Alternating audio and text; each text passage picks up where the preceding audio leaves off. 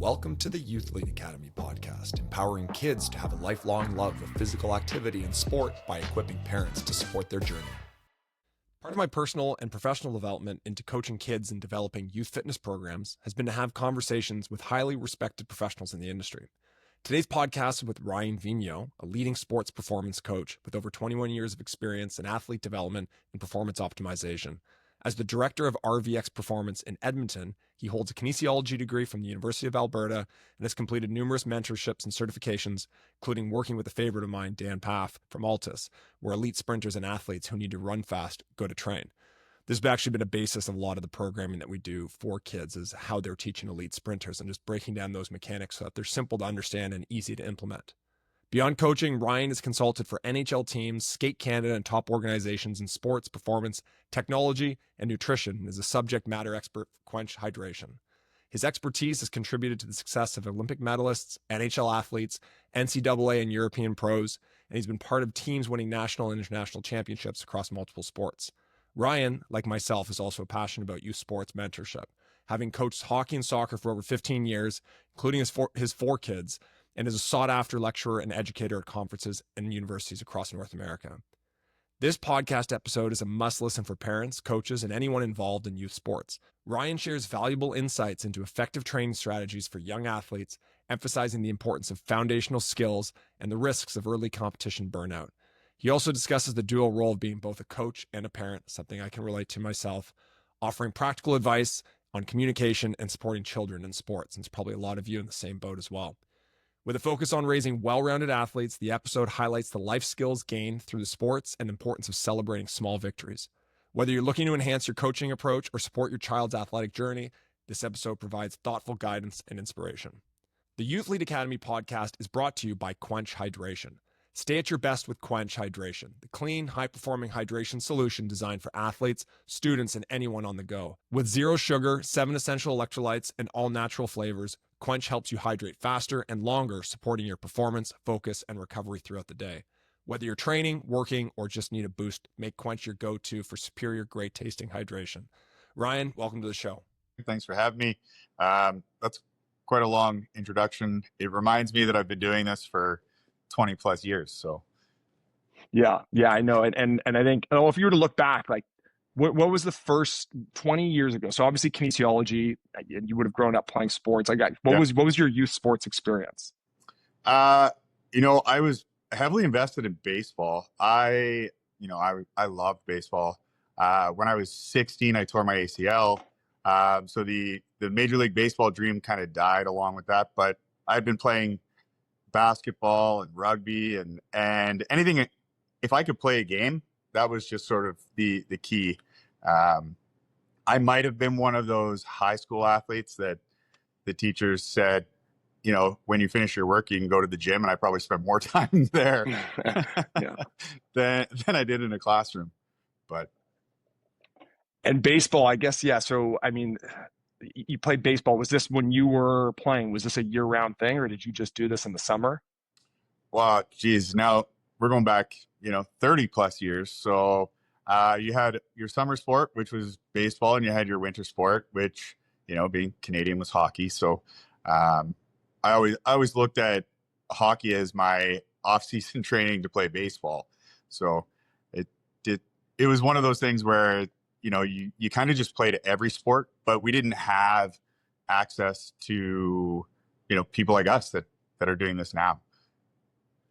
Yeah, right. So the next question is from a training perspective, when did you really start becoming a gym rat, or when did you get into the gym and realize the benefit or enjoyment of training, really? My cousin Joey, he's a few years older than I am.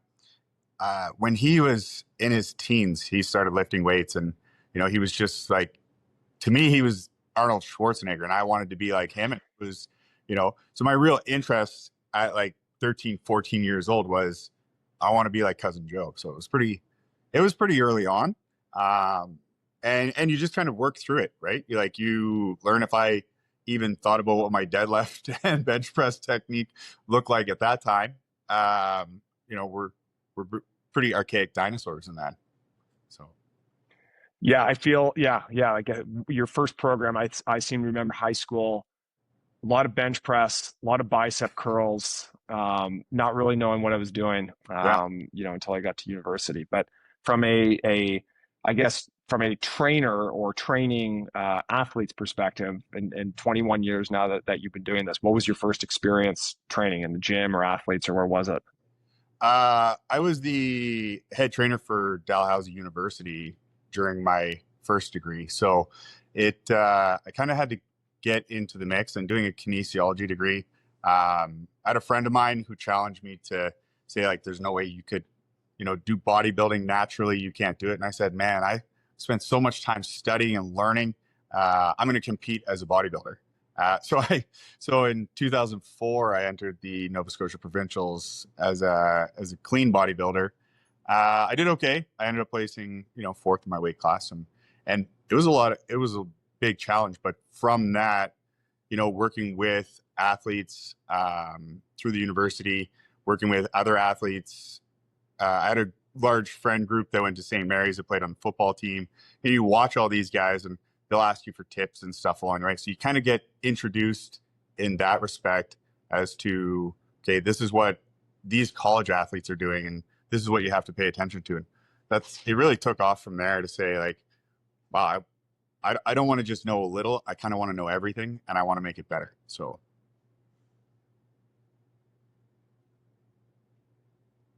Right. Okay. And athletes, so Youthlete or youth athletes, what was your first, obviously before you had kids, you would probably, thinking about when you started training adults. What was your first experience training kids? That was pretty early on, because when I first started training in Edmonton, there wasn't a huge amount. Personal training had just become a thing. So then there were some older athletes, but I, being the new guy, was like, hey, so and so has a son. He's 10 years old, loves playing hockey. We want you to train him, and you kind of get a really quick glimpse into. You think that you want to work with professional athletes. They have small tweaks, and you really want to be able to dive into the young guys because they're an open book. And it's a lot more fun because you can see a huge amount of change. And I think the biggest learning lesson for me early on was that you kind of had to meet them at their level. You had to use the language of a 10-year-old, right? I could spout off every anatomical scientific term for training in body parts and everything else, and they would just stare at you like, I'm just going to keep doing what I'm doing. So you quickly learn that you have to shift your language, your vocabulary. Even that was a big part. Yeah, I know the internal or external cues with kids definitely different than what you provide with adults. Yeah. So you and I discussing youth athletics and youth sports development or youth fitness and sort of all encompassing there.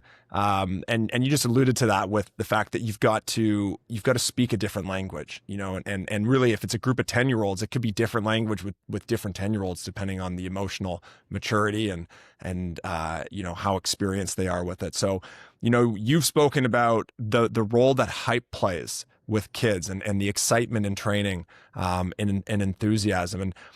And when we look at adults, and I know a lot of parents, the ones who are listening to this, they look at how adults are being trained. What's the biggest difference between that level of enthusiasm that you're using with kids versus, let's say, adult athletes? Yeah, so I always look at it like a scale of fun versus skill. When you have youth athletes, they really don't know a lot. They're there. They may be intimidated by the environment. They really want to succeed. So you really want to create a level of buy-in. And part of it is creating that energy within the environment that they can be successful. To be welcoming. You don't really need hardcore terminology. You don't need the in-depth analysis that you need with the adult athletes. The big part for me is when you get a youth, your energy level and your investment of your energy needs to be really, really high. Your technical abilities don't have to be great. They'll learn a little bit along the way, but they're not going to hit every key point that you have in training. As they get a little bit older, when they get into their late teens, you start seeing the shift between the hype and the energy because they're self-sustaining in their motivation. They're more direct in what it is that they want. And so the skill level starts to come up. And I think that's a really important part, especially when you see, oh, my kid wants, he wants to be the best. Oh, he loves it. I just want him to work so hard, but it's what he really wants. And you turn around and you say, okay, well, they're having fun. And he's like, maybe 10 years ago, maybe even 5 years ago, like, yeah, but he didn't puke through a session. And it's like, I don't want kids to puke during a session. They don't like it anytime, even if they get to stay home from school because they puked. You're the last place that they want that type of effect. And from a physiology standpoint, that's not benefiting, adult athletes either. So, pushing over those thresholds where the body sort of rejects what it's doing doesn't make any sense. If you want long-term sustained development of your young athlete, you want them to enjoy their time there, and injecting a lot of that energy, especially in a much more positive manner, creates that for them. We have a lot of kids that say, like, you know what, they need a break from the hockey season, but they don't need a break from training because they have a great time. And you know what, that'll just help them over a period of time, repetitions and practice. Yeah, I think that, big motivating part is that enjoyment. Obviously, no one wants to puke in a workout, especially in front of peers, right? I used to think the guys that were coming into camp, you could sort of highlight who hadn't been doing the training or who probably wasn't looking after themselves as much. But that motivating experience right from the start. I mean, that tone needs to be set for sure. The long-term development and really fostering the enjoyment of not just sport, but physical activity. So what role do parents as partners play in this? And I know I see it, and we all have our own opinions on this. And I know parents, as I say, always have the best intentions. So I think sometimes it's not that parents are trying to lead their kids down a path that they know might be difficult. They're always trying to, or not enjoyable. It's I want to do the best thing for the kids. So what do you think from an involvement standpoint? Where do parents stand with this one? Yeah, so I always like to think of it as, whether it's your son or your daughter, and I have boys and girls. I have 4 kids. So, the parents are really the first superhero in that child's life. They're the first caretaker. They're the first provider.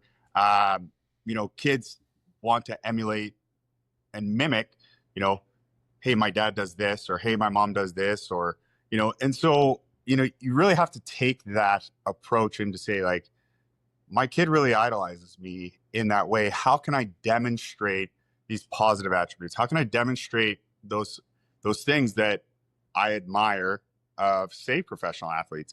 And the biggest part is taking part. You could go home and ask your son or your daughter, how many shots you take today? But if you never do them with them, there's much less adherence. You're asking a 6, 7, 8, 9, 10-year-old to do 100 shots a day because, they say that they want to do it, but you're really treating them like they're an adult with understanding of responsibilities. The easiest way to do it is to make a game of it, go out there and play with them. And I think that becomes the biggest part, because a lot of parents say, my 7-year-old, he loves doing all this, or my 10-year-old loves doing all this. And I don't know how many times they've asked me, like, how do I motivate them? And I say, well, pick up a hockey stick, go get your soccer ball, like, go to the field with them, because they'll start doing it, and then the older siblings tend to play a huge role in that too.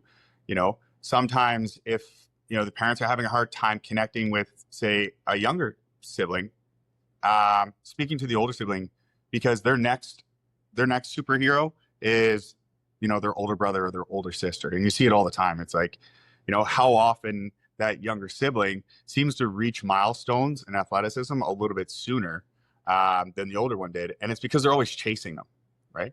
And so it's a really important part that the older siblings create that positive environment too. But yeah, so be their superhero, but go out there and play. My kids ask me all the time, how come I, don't go to NHL camp?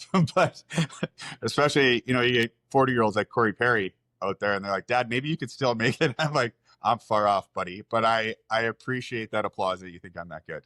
So Yeah, definitely the enthusiasm. I was telling you before so I ran in a track meet last week and had my kids come, just to sort of see, well, I asked them to come support me just because I like to support them and they get to see that experience, but just to normalize, I don't know how many, when I was younger, I wouldn't have thought that I'd be doing a track meet when I was in my 40s, but having that opportunity to do the activity with kids is such an important part. And I think a lot of parents who played sports themselves they understand that. They'll pick up the hockey stick or they'll pick up a football or soccer ball and they'll kick it around. And one of the questions, and I remember when it was the U6 year, and there's a lot of the kids coming in, their parents played hockey, but there was a big cohort of kids coming in whose parents had no experience with hockey whatsoever. They were coming in, they didn't realize they needed Velcro for their hockey socks to stay up, or that you needed a neck guard. And so for parents who might not have the same understanding or experience, what are some tips you think you could give them, maybe, for parents that never played hockey? What are some things that they could do with their kid to get them involved? Well, I mean, that's just it. Like, I didn't really play soccer. My daughter, she plays soccer, but the big thing was just literally getting out there. The time you spend with them is the motivational part, right? So, Yeah. I applaud the dad that can't skate but gets on the ice with his 5-year-old and isn't much better of a skater, but he's out there and he's doing it, and that really breeds a sense of unity. That amount of bond that you get to share together is a really important part. So, you know what, if you've never played soccer, but your kids are interested, get yourself a pair of cleats and just kick the ball with them, right? Or, say like, hey, let's just practice this game, but just play with them. So, yeah, there's nothing wrong with not being a professional athlete parent, and showing some humility out there. In fact, it's probably good for kids to see their parents fail from that humility standpoint, because it lets them know that it's okay when they fail.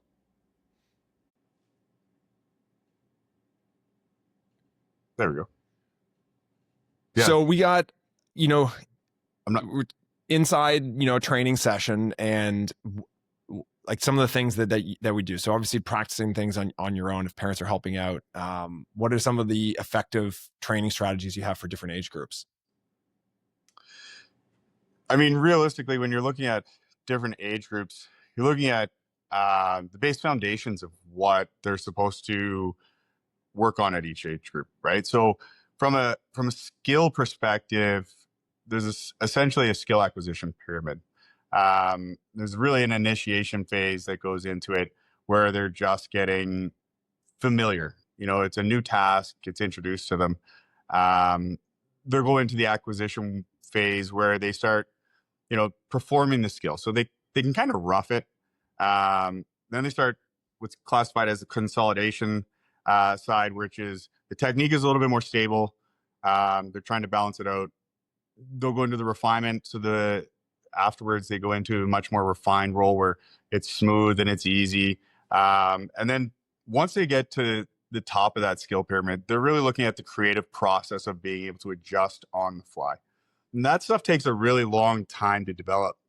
Most people take a look at it and say, wow, my 10-year-old is amazing. He can do things that I can't do. And they automatically put them in that creative pyramid, but that doesn't necessarily make for better skill development.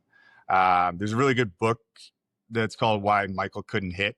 And I think that was one of probably the most eye-opening pictures to me.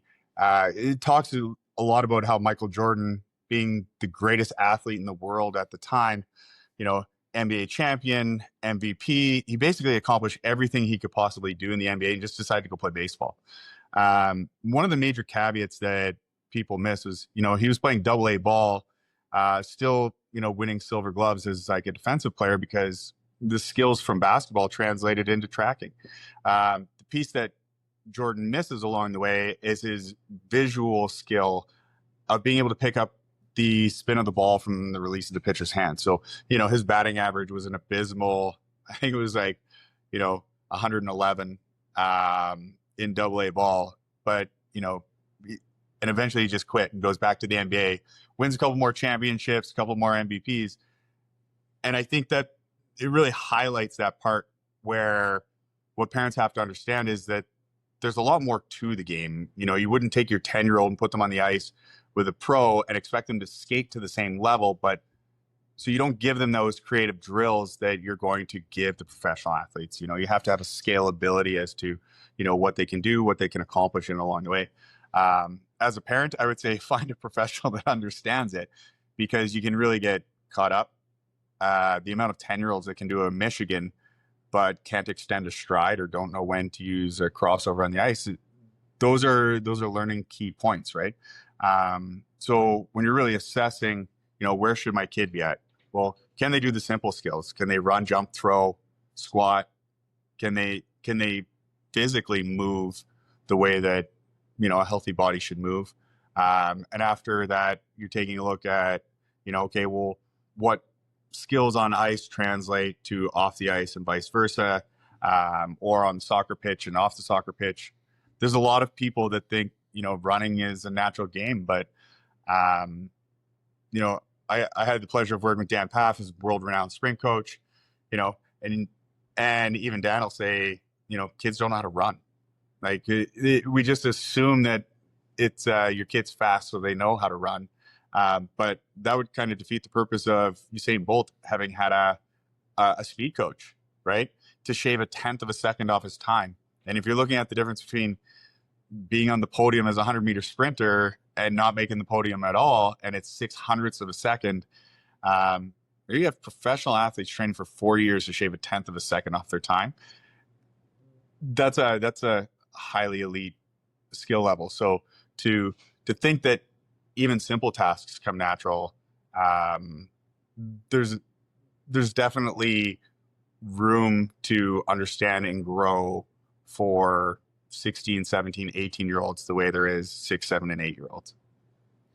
Yeah, I think the running aspect, like it really does. I've seen the biggest progress with kids, teaching them run mechanics, and the way, just as you mentioned earlier, is not giving them really fancy cues and telling them hip angles and foot strike. It's just incorporating them daily into the workout as part of the warm up. ABCs of running, just even skipping, talking about Dan Paff and Altus and Stuart McMillan now has really brought back skipping.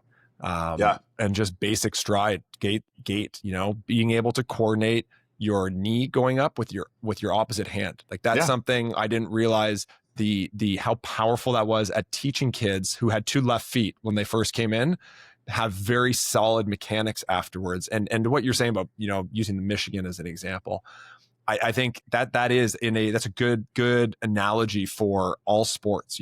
Players see the most difficult and often not applauded act from in a game, whether someone is doing a 360 dunk and missing in a game, or Ozzie Smith doing backflips and catching balls at shortstop for those who like baseball.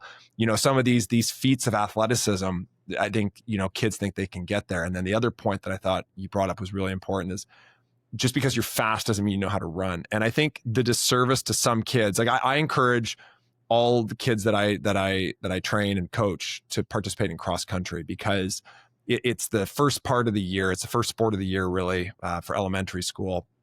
It gives a good solid foundation for those getting back into hockey in the fall.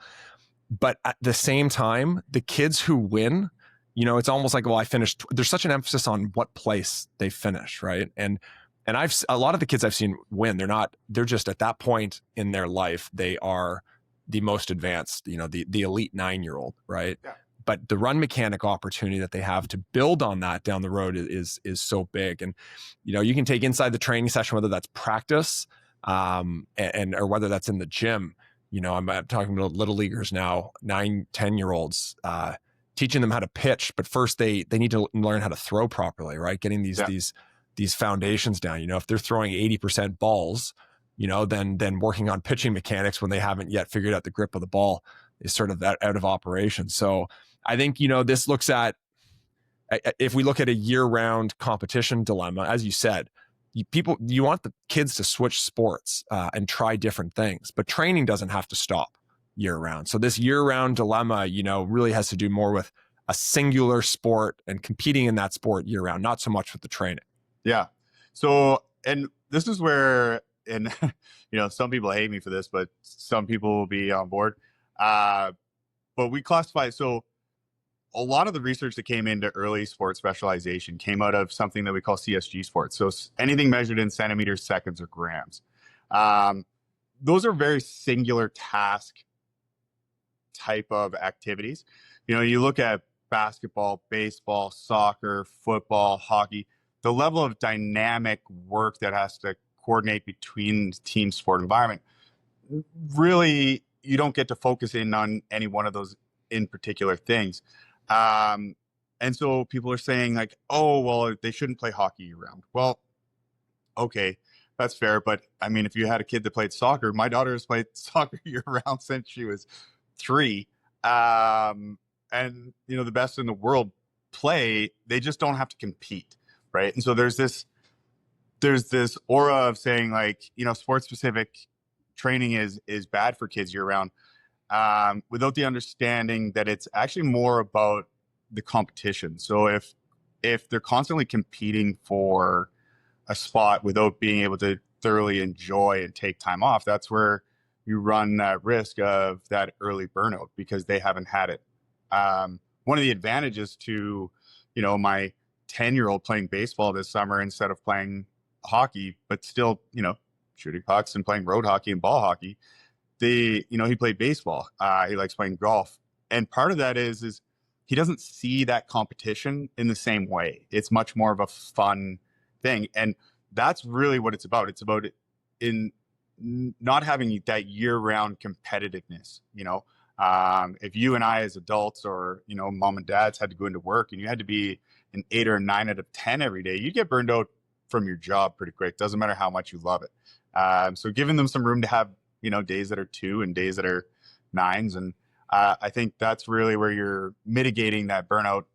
Not necessarily is it really about early sports specialization. It's really about early competition burnout and not giving them a chance to explore other areas that of our interest to them. Right. So, yeah, you made the analogy too about, imagine being at work and not getting the opportunity to take vacation. Yeah. Just doing that year round. I mean, it's by law. So, yeah. if there's a law that forces us to take vacation, then, you got to think about, how that plays a role into your 9 and 10-year-old. Yeah, no, absolutely. And, okay. So on another topic, because I think there are a lot of dads listening to this who also coach. And you've got some experience here doing that. Talk about something that you've written, Mr. Coach Dad, and the dual role of being a performance coach and a parent. And I think that's where some parents especially can struggle, whether that's the car ride home or the preparation for the game or conversations at the dinner table. Like, what's your take on it? Yeah. So actually, my best friend was the one that said, you just need to just write this down. He called me one day. He was kind of struggling how to connect with his son. And he said, what do you do in that situation? I said, well, this is what I do. And he goes, man, you need to write that out and tell people. So he's like, that helped me and my son quite a bit. So, Mr. Coach Dad really comes down to, I've been a professional performance coach for, 21 plus years. My athletes have Olympic medals and professional contracts. We had players drafted 17 consecutive years to the NHL. But you've got that one hat. I've got my RVX hat on when I'm at work. I've got my hat on when I'm coaching on the bench. And so the whole Mr. Coach Dad really came down to saying, like, to what level of performance do I need to push my kids? And it came down to the level of communication. It's kind of amazing what happens when you turn around and you ask your child, like, how was my coaching today? And they give you the brutal response of, you talk too much. Like, give us a chance to kind of figure it out. Like, we're trying to do what you asked. And I did that with my son Beckett, and that was literally where it all kind of came from. Is you afterwards, you kind of sit there and you say, okay, well, if this is my son, who's speaking to me like this, what about the other 17 kids on the team? How are they taking that in? And so I have a rule that I use with my kids, and one is, do you want me to answer as coach, or do you want me to answer as dad? And so that gives them two type of roles. When they say, how did I play today? And I say, do you want me to answer as coach, or do you want me to answer as dad? And, if they feel like they haven't had the greatest, practice or game, they'll say dad first. Almost always. They need that little pick me up. And I say, okay, but what does coach think afterwards? And it gives you that clear direction of wearing two separate hats, to be able for them to listen. So you're not harping on them. You're not forcing the feedback down. You're letting them take it in a little bit at a time. Because you're really trying to, you're building their self-esteem. So, I think it's a really important part is that we don't generally talk about the game. What we'll do is we'll sit in the truck, and I'll sit there, and I'm dad first. When we're at practice, it's coach, and they understand. I want them to call me coach when we're at practice.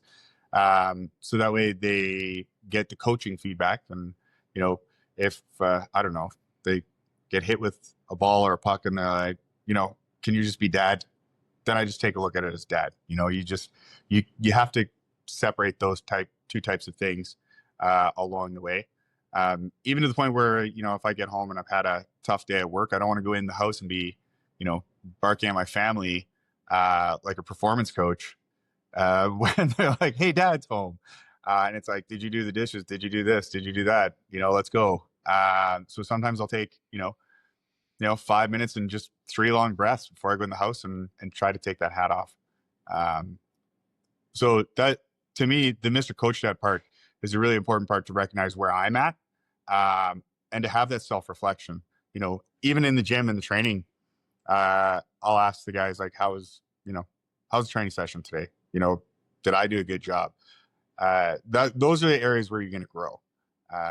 So whether it's, even the pro athletes who tend to be a little bit more off the cuff and sarcastic with their comments, or if it's the 13-year-old that says, yeah, I really feel like I learned a lot today. Thank you.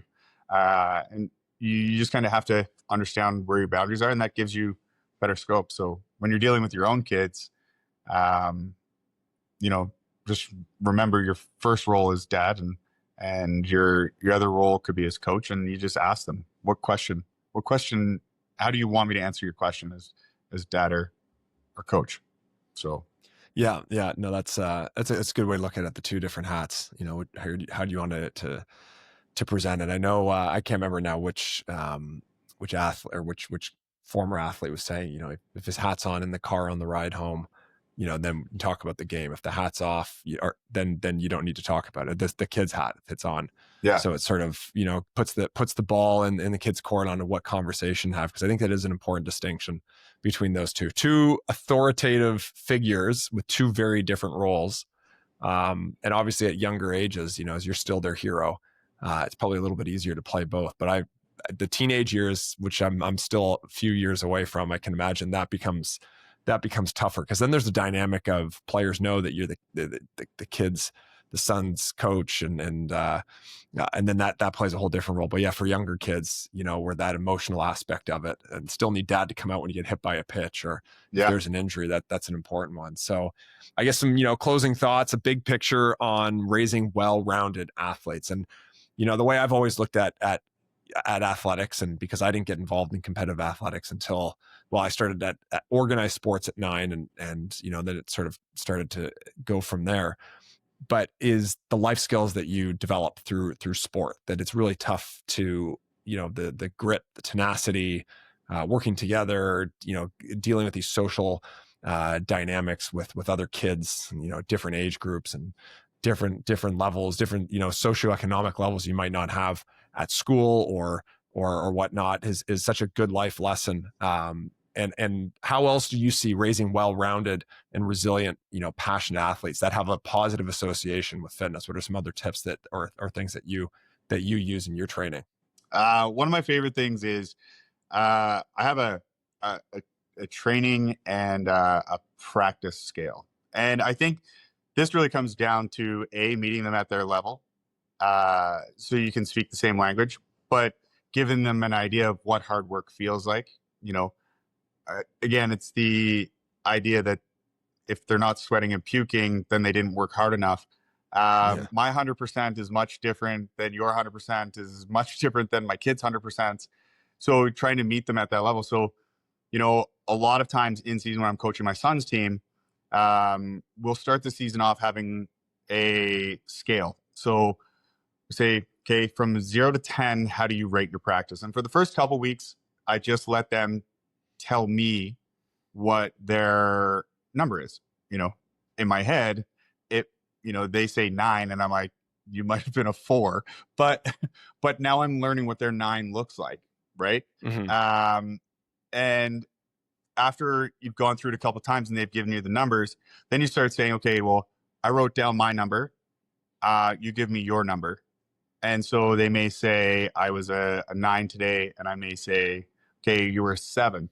So do you know what the difference between my 7 and your 9 is? And so you start clarifying the difference of like, hey, when I saw you laying on the ice and I had to tell you get up, you lose a point for that.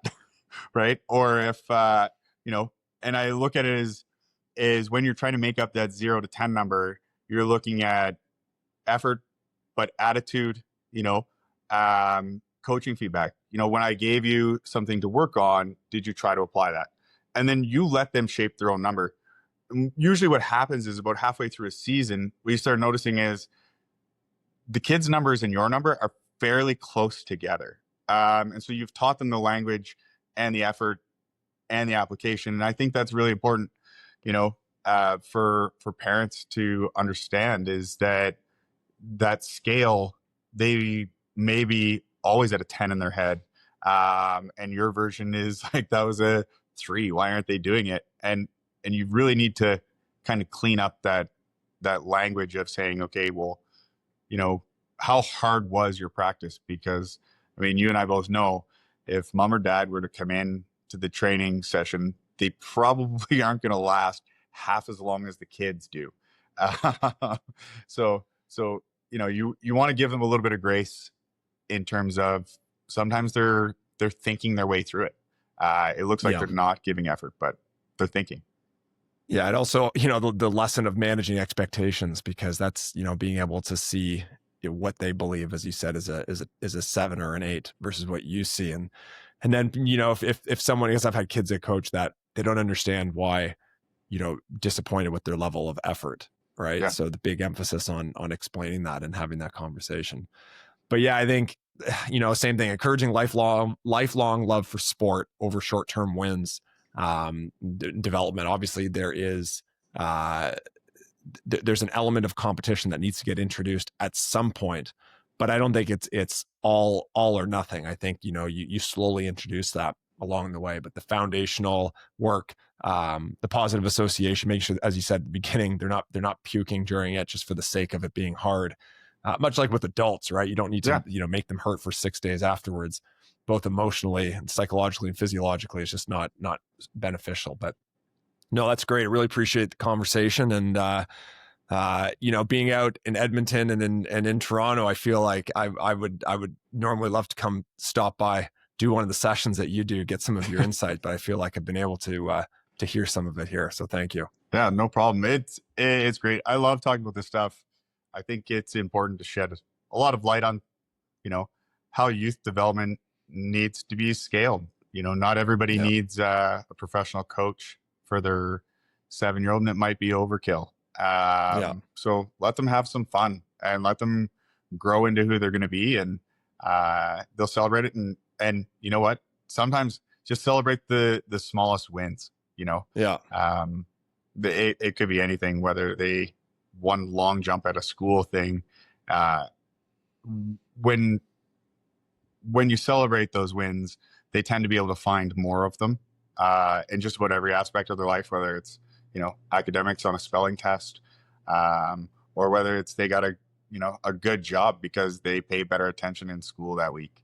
And sports really a vehicle for teaching about life and teamwork, meeting expectations, and being successful along the way. And heck, if they end up being painters, maybe they'll be the best painter ever. So you never know. Yeah, no, it's a great life lesson. So again, thanks again, Ryan. Yeah, thanks a lot, Greg.